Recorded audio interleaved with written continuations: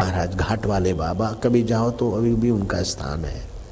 पैसे नहीं छूते थे, विरक्त थे, टाट पहनते थे, कोई टाट वाला बोलते थे, कोई घाट वाला बोलते थे।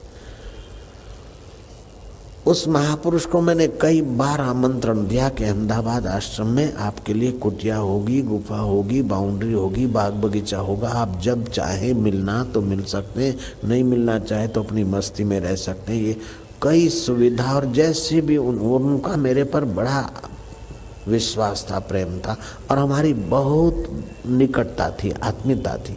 तो हमने कहा यहाँ पर उन्होंने एक बात बताई कि जो जहाँ है वहाँ सुखी रहने की कला नहीं है तो वैकुंठ में भी जाएगा तो वहाँ भी प्रॉब्लम और दुख हो सकते हैं। जय विजय वैकुंठ से गिराए गए, दुख और प्रॉब्लम हुए। एक बात उनकी मेरे को ऐसी जची कि मेरा उनके प्रति आदर भाव था, मित्र भाव में से आदर भाव हो गया। दूसरी बात ये जची जो आपको काम में आएगी। जब उस लुफंगे ने महाराज को सुनाई खरी खोटी, सुनते रहे सुनते रहे सुनते रहे, जब उसका ग्रामर, सुनाने का ग्रामर पूरा हो गया, अनंत तो ईश्वर, बाकी का तो अंत हो जाता है, गालियों का भी, ग्रामर का भी तो अंत होगा। वो बोलते बोलते जब आखिरी दो चार शब्द रहे होंगे और उस समय मैं गया तो वो चल दिया। तो मेरे प्रति उनका लगाव था, तो मेरे को बोला, आसाराम जी देखो वो उसका नाम लेकर ऐसा ऐसा बोलता है कि तुम बिगड़ गए और ऐसे हो गए वैसे। तो वो तो खिसक गया था। फिर मैंने जाना कि बुरी तरह वो बका।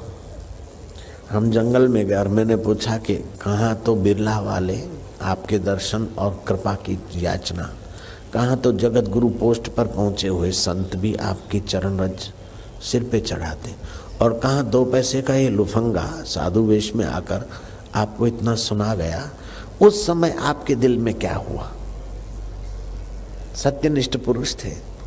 उन्होंने कहा, आसाराम, पहले तो मन में आया कि क्या बकता है, इसको जरा सुना दूं, ठीक कर दूं। फिर सोचा कि कितनों को ठीक करोगे, अपने आप को ठीक करो कि किसी की असर ना हो। तो भगवान कृष्ण ने युद्ध के मैदान में उस परम सुख की बात कही, जिस सुख के लिए जीवात्मा जन्मों तक भटकता रहता है, घूमता रहता है।